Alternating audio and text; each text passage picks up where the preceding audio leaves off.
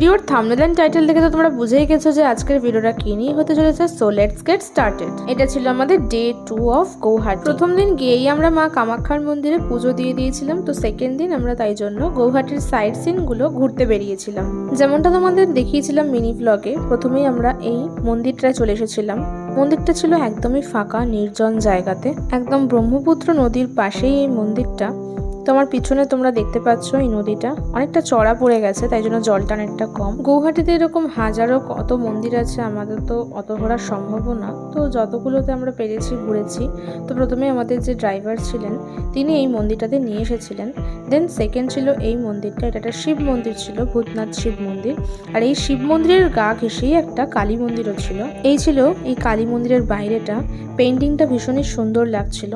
তো দূর থেকে জুম করে যতটা দেখতে পাচ্ছ এটা ছিল মায়ের মূর্তি। তারপর এই মন্দিরটা দেখা হয়ে গেলে আমরা হাইওয়েতে চলে গেছিলাম এবং সেখান থেকে আমরা ফেরি ঘাট করে যাব ওপারে উমানন্দ মন্দির দর্শন করতে। এখানে আমরা টিকিট কেটে নিয়ে একটু ওয়েট করছিলাম, বিকজ 10 মিনিট পরেই লঞ্চটা ছাড়তো। যেমনটা তোমাদের মিনি ব্লগে দেখিয়েছিলাম, এটা ছিল একটা গভর্নমেন্ট সার্ভিস, প্রাইভেট সার্ভিসও ছিল।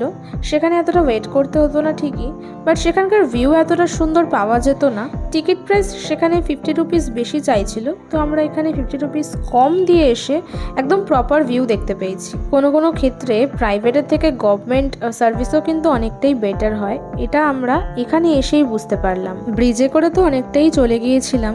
দেন আমরা সবাই লঞ্চে উঠলাম। লঞ্চটা ভীষণই বড় ছিল, আর লঞ্চ ছাড়ার পর সবাই মোটামুটি বাইরেই এসে দাঁড়িয়েছিল, বিকজ ভিউটা খুবই সুন্দর ছিল।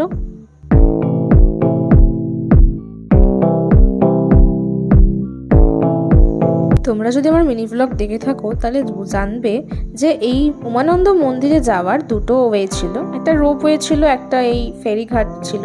আমরা লঞ্চে করেই গিয়েছিলাম, আর এটা ছিল উমানন্দ মন্দিরের বাইরেটা। তো সেখানে আমি একটু হোলি খেলে নিয়েছিলাম আর কি। সেখানে কিছুজন হোলি খেলছিল, সেই দিন ছিল হোলি। তো আমার হোলি সেলিব্রেশন হয়ে গেল ঘুরতে গিয়েও। এই মন্দিরটা ঘুরতে ঘুরতে তোমাদের 2-2.5 ঘন্টা লেগেই গিয়েছিল। তারপর আমরা নেক্সট একটা মন্দিরের দিকে যাচ্ছিলাম।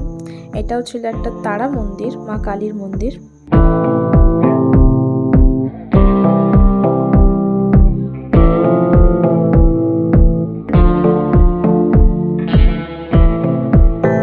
তো মা তারা দর্শন করে আমরা আবার গাড়িতে উঠে পড়েছিলাম। নেক্সট কোথায় যাচ্ছি চলো দেখতে থাকো।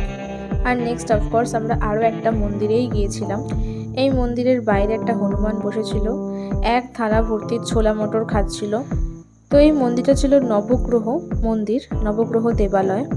তো এখানেও গিয়েছিলাম। তারপর এখান থেকে নেক্সট আমরা এই মন্দিরগুলোতে এসেছিলাম, যেগুলো তোমরা মিনি ব্লগে দেখতে পাবে। এরই মাঝে আরও একটা মন্দিরে গিয়েছিলাম, সেটা ছিল বালাজি টেম্পল। বাট সেই দিনকে চন্দ্রগ্রহণ থাকার জন্য ওই টেম্পলটা সেই দিন বন্ধ ছিল, তাই আমরা আর ভেতরে ঢুকতেই পারিনি। তো চলো আজকের ভিডিওটা এখানেই শেষ করলাম। ভালো লাগলে অবশ্যই এটা লাইক করে দিও। Don't forget to subscribe. By.